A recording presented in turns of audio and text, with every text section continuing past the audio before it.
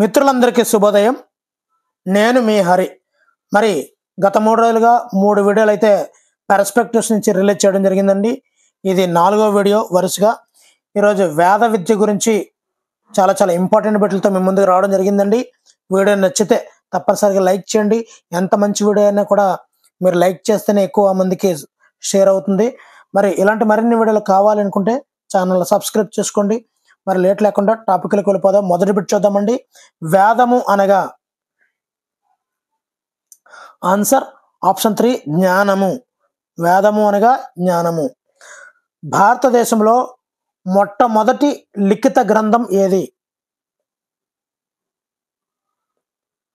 Answer option 3 ఋగ్వేదం. మొట్టమొదటి లిఖిత గ్రంథం ఋగ్వేదం. మూడవది, ఏ కాలాన్ని వేదకాలం అంటారు? ఆన్సర్ ఆప్షన్ 2 1500 నుండి 600 బిఫోర్ క్రీస్తు వరకు అండి, బీసీ. 1500 నుంచి 600 బీసీ. ఈ కాలాన్ని వేదకాలం అంటారు. ఈ క్రింది వానిలో మలివేద కాలం ఏది? ఆన్సర్ ఆప్షన్ 1 1000 నుండి 600 బీసీ వరకు ఉన్న కాలాన్ని మలివేద కాలం అని కూడా పిలుస్తుంటారు. మలివేద కాలం.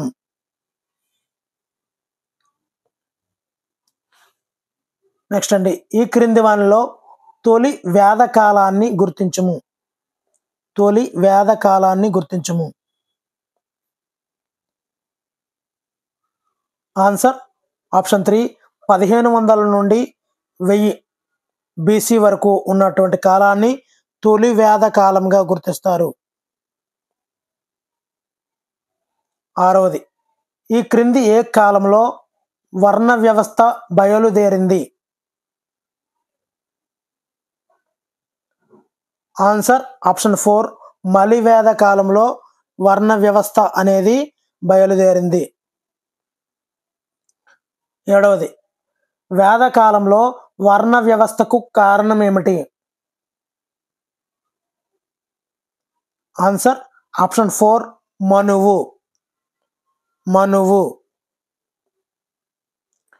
ఎనిమిదవది, ఈ క్రింది వానిలో వేదకాల బోధనా పద్ధతి ఏమిటి? వేదకాలంలో బోధనా పద్ధతి ఏమిటి? ఆన్సర్ ఆప్షన్ 4 వాచిక పద్ధతి. వాచిక పద్ధతి. తొమ్మిదవది, వేద విద్య పాఠ్య ప్రణాళికలో లేనిది ఏమిటి? ఆన్సర్ ఆప్షన్ 1 విజ్ఞాన శాస్త్రము అనేది లేదు. వేదాలు ఉన్నాయి, రాజనీతి ఉంది, యుద్ధ నీతి కూడా ఉంది. 10వదండి, వేదకాలంలో విద్య ఆధారంగా ఈ క్రింది వానిలో భిన్నమైనది ఏమిటి? ఆన్సర్ శూద్రులు అనేది కొద్దిగా భిన్నమైందండి. వీళ్ళకి విద్యా ప్రవేశం అనేది లేదు. బ్రాహ్మణులు, క్షత్రియులు, వైశ్యులు వీళ్ళకి విద్య అనేది ఉండేది. ఇక్కడ భిన్నమైంది శూద్రులు. 11వది, వేదకాలంలో బోధన ఈ భాషలో జరిగేది. ఆన్సర్ ఆప్షన్ 4 సంస్కృతం. వేదాలన్నీ కూడా సంస్కృతంలోనే ఉంటాయి, అందుకే అక్కడ భాష సంస్కృత భాష. 12వది, వేదకాలంలోని వాచిక పద్ధతిలో సరికానిది ఏమిటి? ఆన్సర్ ఆప్షన్ 4 పఠనం. పఠనము అనేది వేదకాలంలోని వాచిక పద్ధతిలో లేదు. ఇక్కడ శ్రవణం ఉండేది, మననం ఉండేది, నిధిధ్యాస అనేది ఉండేది, కానీ పఠనము అనేది లేదు. పఠనం అంటే పఠించడం. 13వది, సమవర్తనం. సమవర్తనంకు కావలసిన వయస్సు ఎంత? ఆన్సర్ ఆప్షన్ 3 18 సంవత్సరాలు. సమవర్తనం 18 సంవత్సరాలు. 14వది, సంపూర్ణమైనటువంటి జ్ఞానం ఈ దశలో జరిగేది. సంపూర్ణమైనటువంటి జ్ఞానం అనేది నిధిధ్యాసలో జరిగేది. సంపూర్ణ జ్ఞానం అనేది. 15వది, వాచిక పద్ధతిలోని దశలను సూచించినది. వాచిక పద్ధతిలోని దశలను సూచించింది. ఆన్సర్ ఆప్షన్ 3 ఉపనిషత్తులు. ఉపనిషత్తులు చాలా చాలా ఇంపార్టెంట్ బిట్లు అండి. వీడియో నచ్చితే తప్పనిసరిగా అయితే లైక్ చేయండి. 16వది వేదకాలంలో సమస్త విజ్ఞానం ఇక్కడ దొరికేది. సమస్తమైనటువంటి విజ్ఞానం అంతా కూడా గురువు దగ్గర మాత్రమే లభించేది. సుమారుగా 64 కళలు తెలిసి ఉండేవి అప్పటి కాలంలో గురువుకి. 17వదండి వేదకాలంలో విద్య ఈ క్రింది వేడుకతో ముగుస్తుంది. వేదకాలంలో విద్య అనేది ఈ క్రింది వేడుకతో ముగుస్తుంది. Answer option 4 సమవర్తన. సమవర్తన అనే వేడుకతో వేదకాలంలో విద్య ముగుస్తుంది. 18వది ఉపనయనం అనగా ఏమిటి? ఉపనయనం అనగా ఆన్సర్ సమీప జ్ఞానం. ఉపనయనం అంటే సమీప జ్ఞానము. ఉప అంటే దగ్గర, సమీపం. 19వది వేదకాలంలో విద్య ఏ వేడుకతో ప్రారంభమైంది? ఆన్సర్ ఆప్షన్ 3 ఉపనయనం. ఉపనయనంతో ప్రారంభమై సమవర్తనంతో ముగుస్తుంది. 20వది ఉపనయనం జరిగిన వారిని వేదకాలంలో ఏమని పిలిచేవారు? చాలా చాలా ఇంపార్టెంట్ అండి. Answer option 3 ద్విజులు. ద్విజులు అని పిలిచేవారు. 21వది వేదకాలంలో ఎవరికి విద్యా సౌకర్యం లేదు? ఆన్సర్ ఆప్షన్ 3 స్త్రీలు, శూద్రులు, వీళ్ళకి విద్యా సౌకర్యం అనేది లేదు. 22వది వేదకాలంలో ఈ క్రింది వారిని గురువుగా నియమించేవారు. వేదకాలంలో ఈ క్రింది వారిని గురువుగా నియమించేవారు. ఆన్సర్ ఆప్షన్ 3 బ్రాహ్మణులను గురువుగా నియమించేవారు. 23వది ఉపనయనంలో భాగంగా గురువు శిష్యుడితో ఏమని వ్రాయించేవాడు? ఆన్సర్ ఆప్షన్ 3 ఓం నమ శివాయ. ఓం నమ శివాయ. 24వది ఉపనయనంలో భాగంగా గురువు శిశువు చెవిలో ఏ మంత్రాన్ని జపించేవాడు? ఉపనయనంలో భాగంగా గురువు శిశువు చెవిలో ఏ మంత్రాన్ని జపించేవాడు?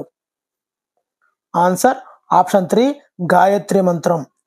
ఓం భూర్భువస్వః తత్సవితుర్వరేణ్యం భర్గో దేవస్య ధీమహి ధియో యో నం ప్రచోదయాత్.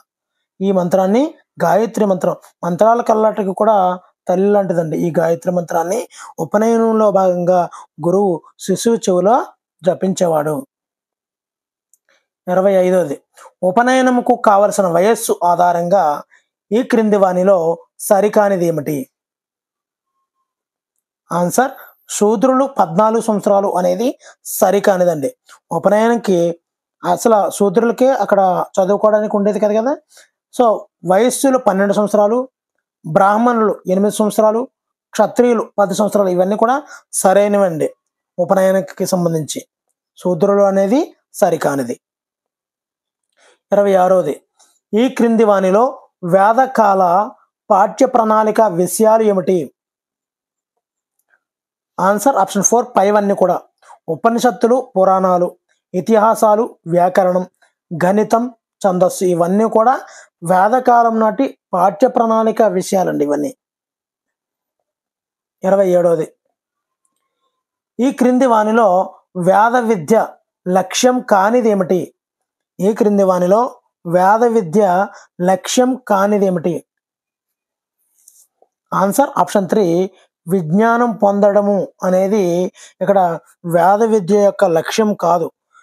సో ఇక్కడ అప్పటి కాలంలో, పూర్వకాలంలో విద్య అనేది మోక్షానికి దారి చూపడము, అదేవిధంగా ఆత్మను సాక్షాత్కరించుకోవడము, వేదాల గురించి తెలుసుకోవడము అనేదే లక్ష్యము తప్ప విజ్ఞానం పొందాలి, నేనేదో నాకు ఎన్ని రావాలి అనేది ఉండేది కాదనమాట. అది లక్ష్యం కాదనమాట. 28వది క్రీస్తు పూర్వం 1500 నుండి 600 బీసీ కాలాన్ని ఎందుకు చరిత్రకారులు వేదకాలం అన్నారు? మరి ఆ సంవత్సరాల కాలంలో వేదాలు అనేవి చలామణిలో ఉన్నాయండి, అందువల్ల వేదకాలంగా గుర్తించారు. 29ది, ఈ క్రింది వానిలో వేద విద్య లక్షణం ఏమిటి? ఆన్సర్ ఆప్షన్ 3, ఉచిత విద్య. ఉచిత విద్య, వేద విద్య అనేది ఉచిత విద్య. 35 మరి వేద విద్యలను అనుసరించి ఈ క్రింది వానిలో సరి అయినది గుర్తించండి.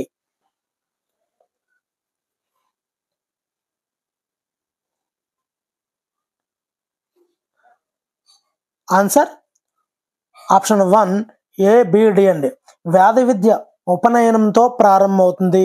ఉపనయనం జరిగిన వారిని ద్విజులు అనేవారు. మరి ఈ విద్య స్త్రీలకు ఉండేది. సమవర్తనతో వేద విద్య అనేది పూర్తి అవుతుంది. సారీ అండి, ఇది రాంగు. ABD ఇవి సరైనవండి. మరి వీడియో చివరిగా వస్తామండి, చివరి బిట్ చూద్దాము. మరి ప్రస్తుతం ఎగ్జామ్ ప్యాటర్న్లో ఇలాంటి బిట్లు ఎక్కువ అడుగుతున్నాడు అండి. ఒక్కొక్క ఆప్షన్లో 2-3 లింకప్ చేస్తున్నాడు. అందు గురించి అనేవి చాలా జాగ్రత్తగా ఇవ్వడం జరిగింది, మిత్రులు అయితే గమనించాలి.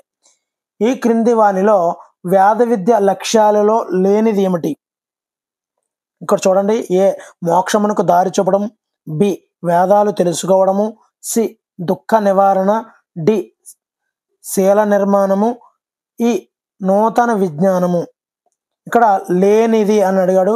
దీనికి ఆన్సర్ తెలిస్తే తప్పనిసరిగా అయితే కామెంట్ అయితే చేయండి. మీలాంటి ఎంతోమంది మిత్రులు కామెంట్ చూసి తెలుసుకుంటారు. రైట్ అయితే రైట్ అని పెడతాను, లేకపోతే రాంగ్ అని పెడతాను. కానీ ఖచ్చితంగా ఆన్సర్ అయితే పెట్టడానికి ట్రై చేయండి. మరి రేపటి రోజున ఈ యొక్క వేద విద్య అనంతరం బౌద్ధ విద్య వీటన్నిటి గురించి కూడా మనము చూద్దామండి. మరి వీడియో నచ్చితే తప్పనిసరిగా లైక్ చేయండి. ఇలాంటి మరిన్ని వీడియోల కోసం ఛానల్ అయితే సబ్స్క్రైబ్ చేసుకోండి. Thank you for watching. Me Hari signing out.